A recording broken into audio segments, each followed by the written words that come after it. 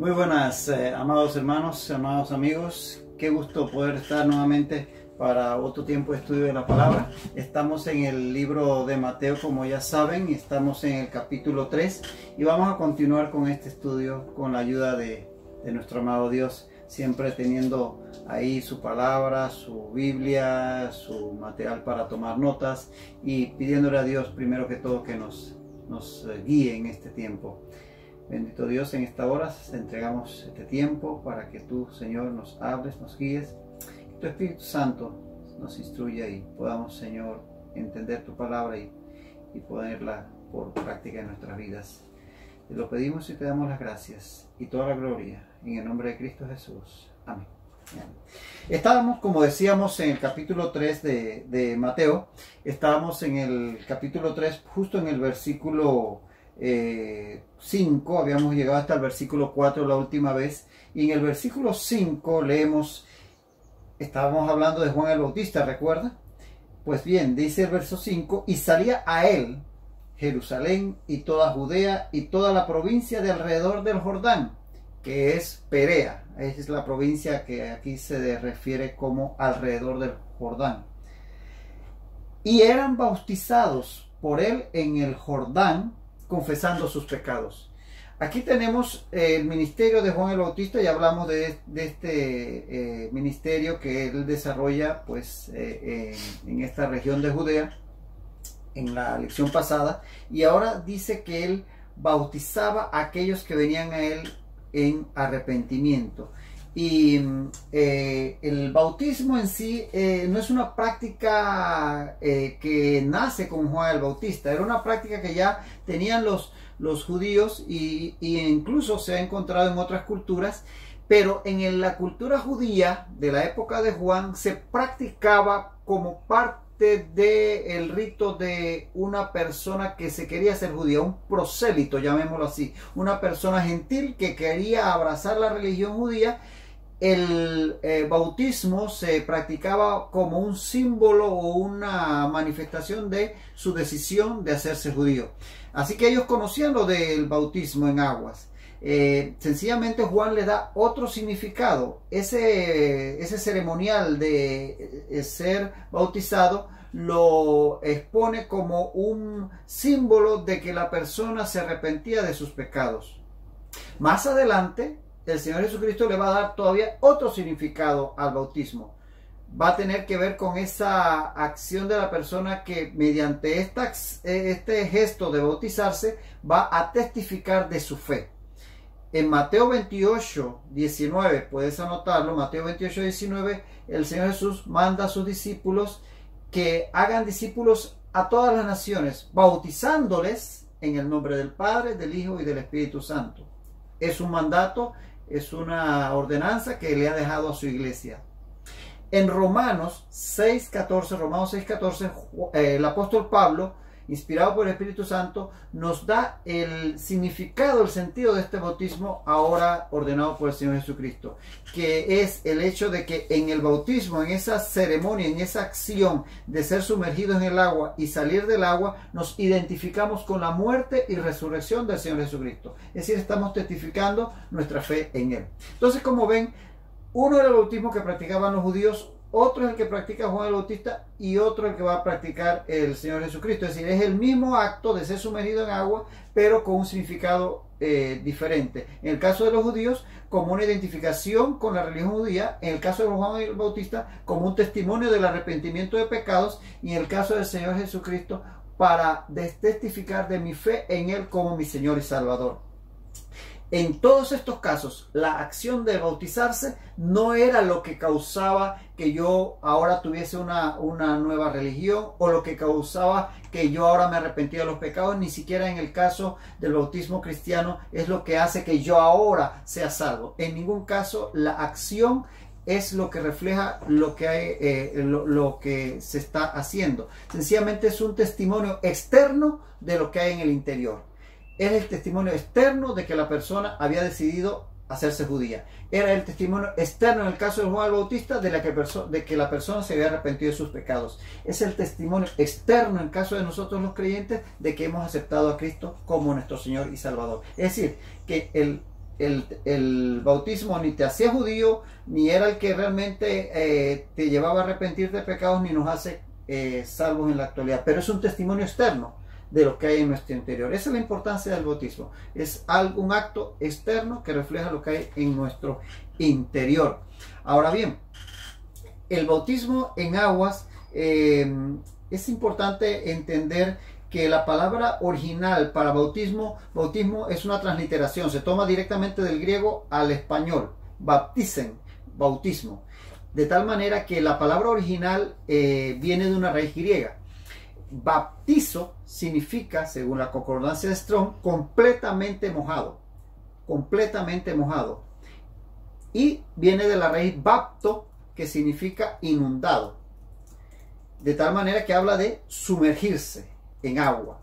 De allí que haya varios términos en el español que tienen esta raíz y todas hablan de inmersión, como batímetro, que es el instrumento para medir las profundidades en el mar, batiscafo, que es una especie de mini submarino que permite que las personas desciendan a grandes profundidades donde la presión es bastante alta.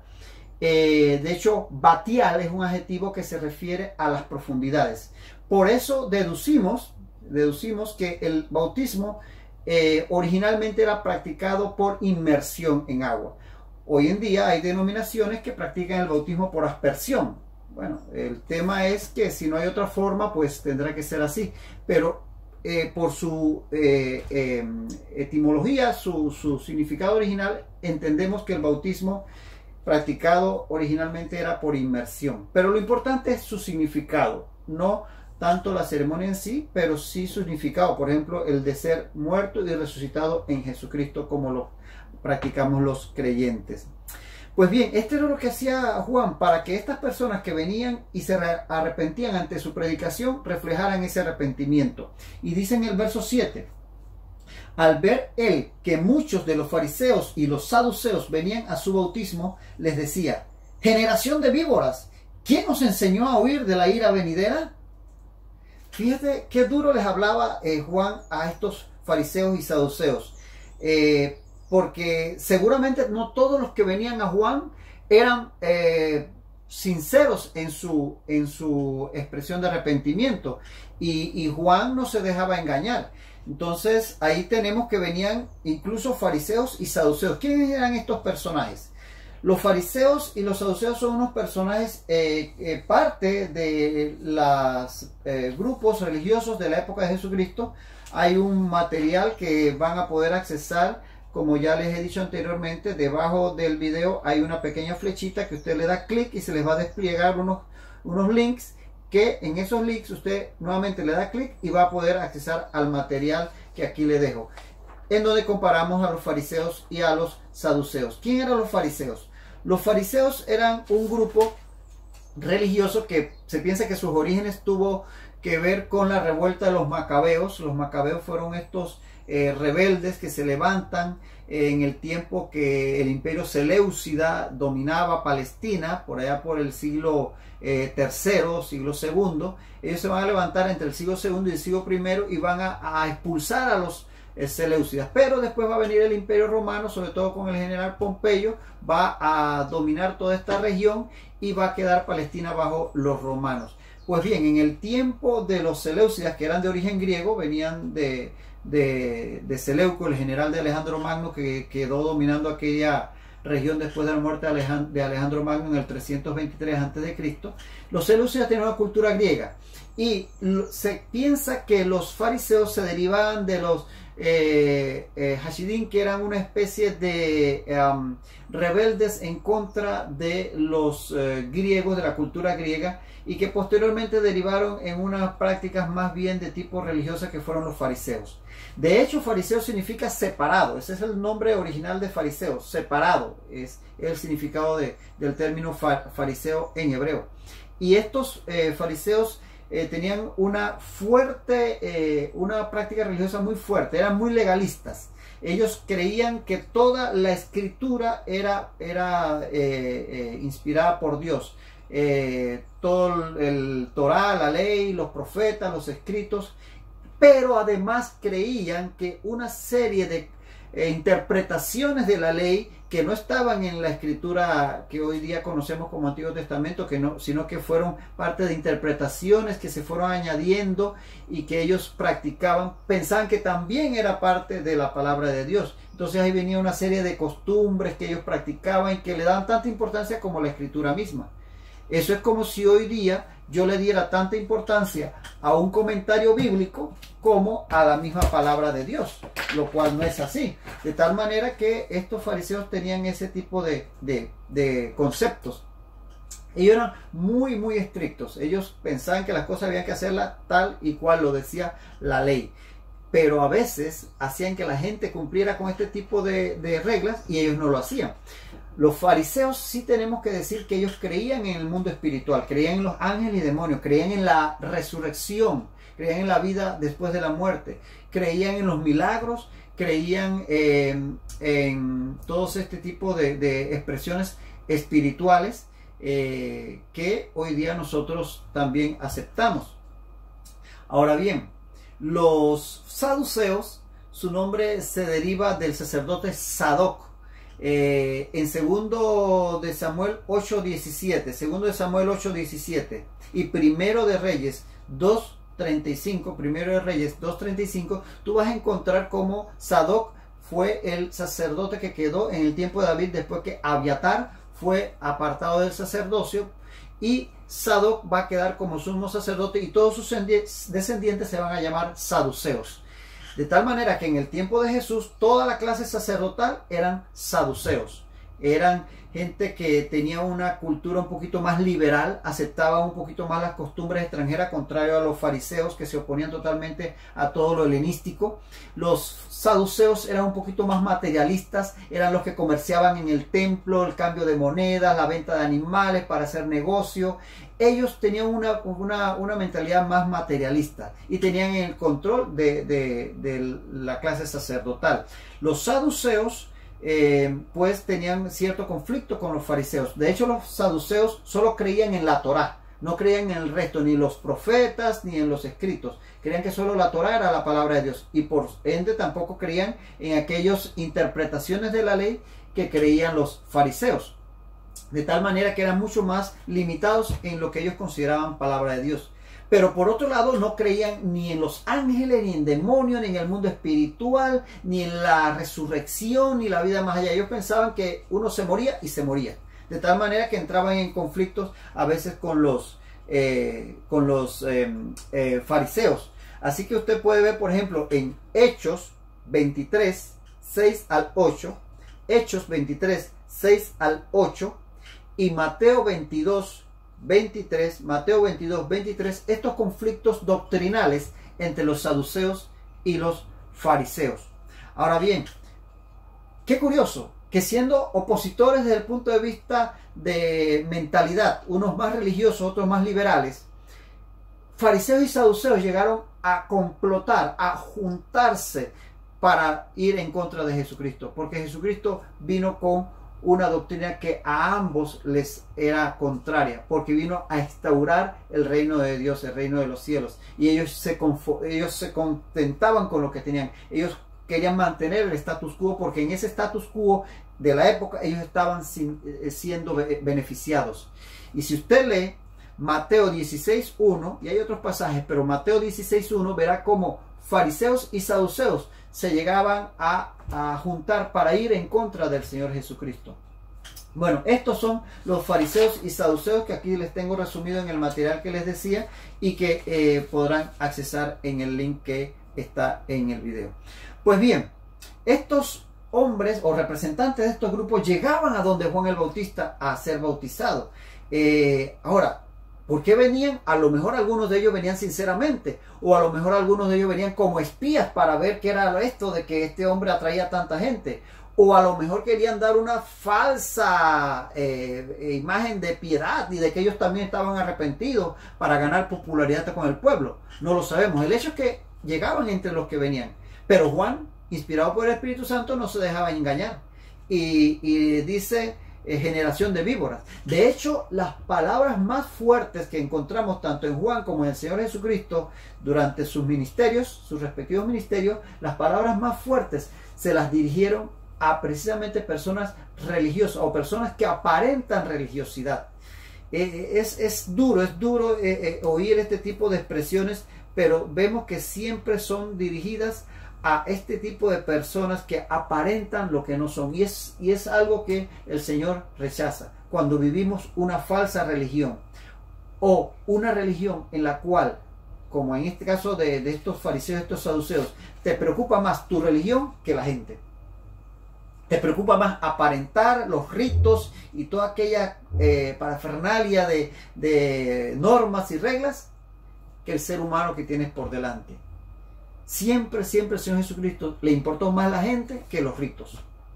La liturgia y todo lo que está bien, es parte de todo lo que hacemos delante del Señor, pero es más importante el amor por el prójimo. Y eso le faltaba a fariseos y saduceos. Dios nos libre de caer en sus errores, porque hoy en día ciertamente muchas veces podemos actuar religiosamente en la iglesia del Señor. Eso fue rechazado por Juan y lo va a hacer también por el Señor Jesucristo.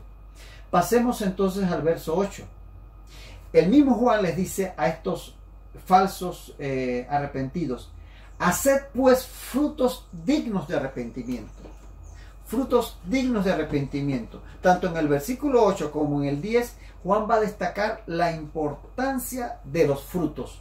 La importancia de los frutos, que no son otra cosa más que esas obras que demuestran lo que hay en nuestro corazón.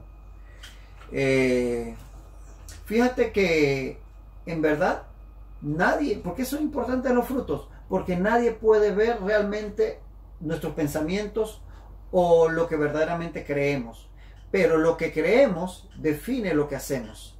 Nuestra conducta es definida por lo que creemos, de tal manera que los actos nuestros van a decir lo que de verdad creemos. Nosotros podemos decir que creemos en A o en B o en C, pero son nuestros actos lo que van a reflejar nuestra fe, nuestra verdadera creencia, lo que de verdad creemos. Por eso es importante los frutos, por eso es importante las obras que hacemos. No es que ellas nos hacen salvos o son ellas las que demuestran que estamos arrepentidos, sino que reflejan lo que hay en nuestro interior.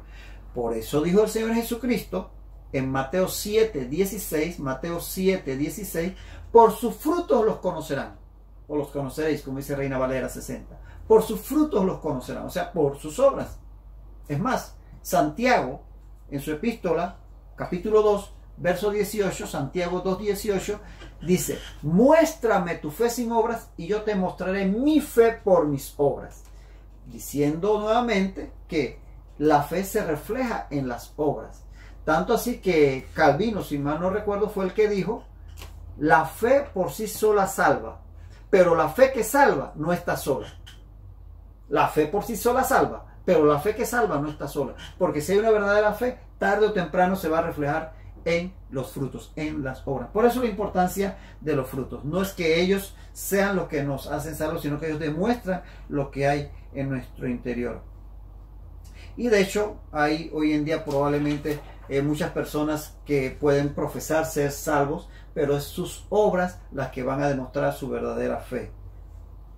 Ahí la pregunta sería: ¿qué clase de frutos estoy dando yo? ¿Qué obras reflejan mi fe? ¿Son obras que de verdad o frutos que de verdad demuestran que soy creyente? ¿O son obras o acciones o frutos que son de cualquier otra persona no creyente? Siempre es bueno que nos detengamos en un momento y revisemos nuestros frutos, que sean los que se esperan de un creyente. Llegamos así al versículo 9.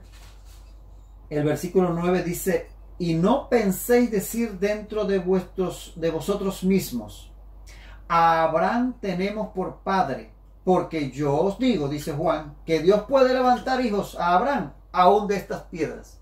Fíjense qué duro, ¿no? Los judíos tenían el concepto de que Abraham había sido tan justo. De hecho, el libro de Génesis declara que su fe, Pablo en Romanos lo ratifica, que su fe le fue contada por justicia, Pero los judíos, descendientes de Abraham todos, decían o pensaban que Abraham había sido tan justo que su justicia tenía de sobra, méritos de sobra para abarcar a todos sus descendientes. Por tanto, todo judío, todo descendiente de Abraham estaba ya cubierto por los méritos de Abraham y por lo tanto ya estaban listos para ir al reino de los cielos. Ese era el concepto que ellos tenían. Pero aquí Juan, y después el Señor Jesús también se los va a ratificar, le está diciendo: no piensen que por ser hijos de Abraham ya están listos para irse al reino. No, no, no. Aquí no es como que con Dios conectando uno conecto a 10. O aquello de que porque nací en de padres cristianos ya yo soy creyente, ya yo soy salvo. Alguien dijo por ahí que Dios tiene hijos, no nietos. De tal manera que esta gente estaban cayendo en un error al creer que ya por ser hijos de Abraham tenían suficientes méritos. Y es que no se trata de porque yo soy miembro de la iglesia tal o de la congregación tal o porque yo me afilié a tal denominación. No, realmente Dios al final va a ver el corazón de cada uno, es individual, la salvación es individual y es la fe personal mía la que delante de Dios valdrá a la hora de que Él nos evalúe.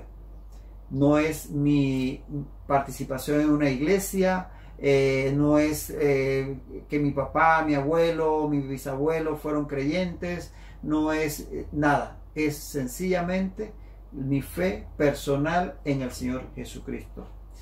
En ese error habían estado viviendo los judíos y Juan se los hace ver que eso no los eximía, el ser descendientes de Abraham. Y entonces les dice en el versículo 10: y también el hacha está puesta a la raíz de los árboles, por tanto todo árbol que no da buen fruto es cortado y echado en el fuego. Y mira qué dura palabra, ¿eh? Usa un refrán para hacerle ver que la cosa ya tenían que tomar decisión de qué va a hacer, porque el asunto era ya inminente. De hecho este pasaje nos recuerda aquel pasaje de la higuera estéril. ¿Se recuerda? Que el Señor Jesucristo reprende a aquella higuera por no dar frutos. Aquí más o menos es la idea esa: si no dan frutos de arrepentimiento, ya el hacha está lista para cortar. Qué dura palabra.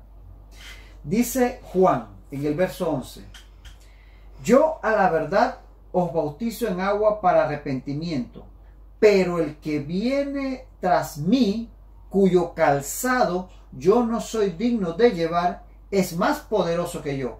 Él os bautizará en Espíritu Santo y fuego. Qué tremendo, ¿eh?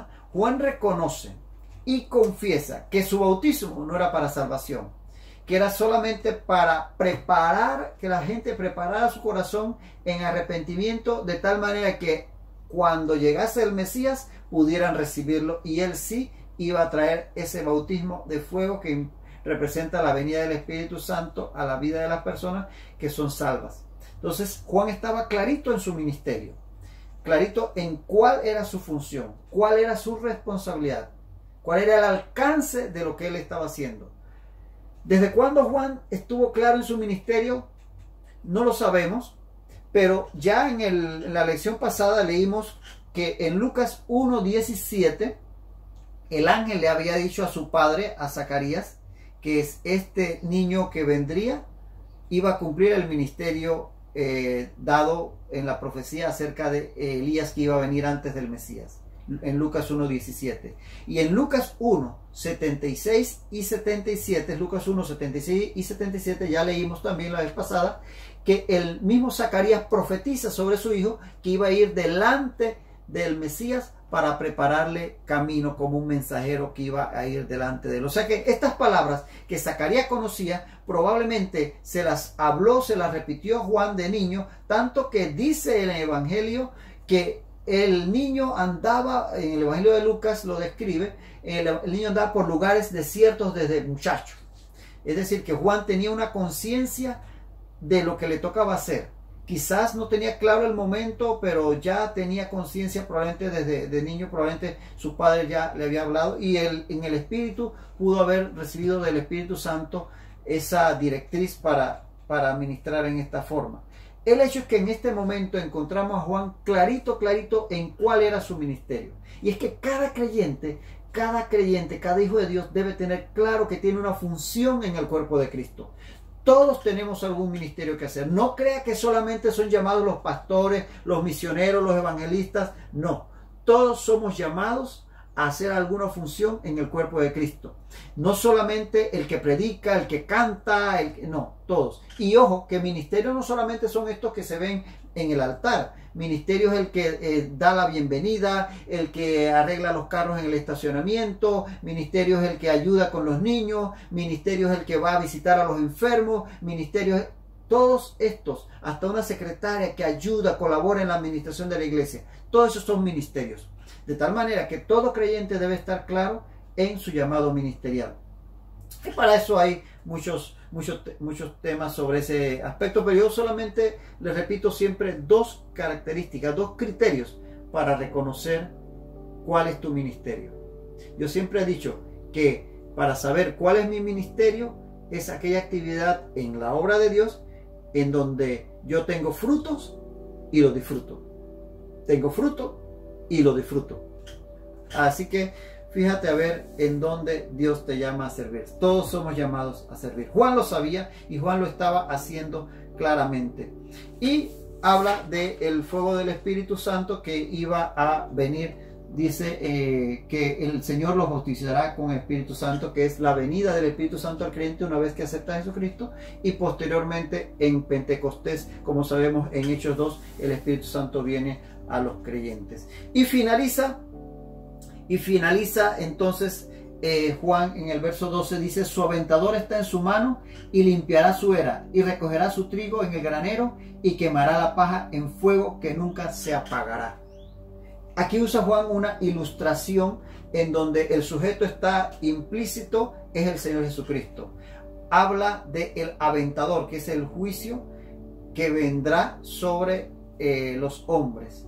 Habla de la era, que es su pueblo. El trigo, que va a ser los creyentes. El granero, que es el cielo, el reino de los cielos. La paja, que son los pecadores. Y el fuego, que es el infierno. Habla aquí de la imagen de una era. ¿Qué es una era? La era era a ver si pueden ver más o menos esta imagen, era ese lugar en donde se agitaba el grano que se había cosechado.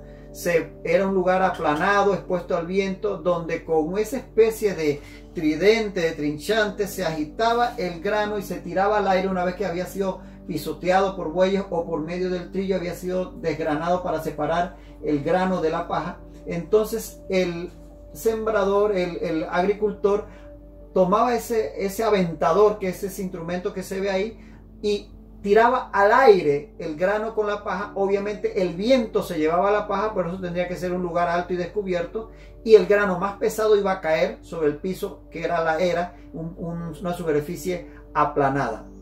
Esa es la figura que usa Juan aquí para decir que el Señor venía e iba a separar. Con su palabra se iba a conocer quiénes eran grano y quiénes eran tamo, era paja, era afrecho.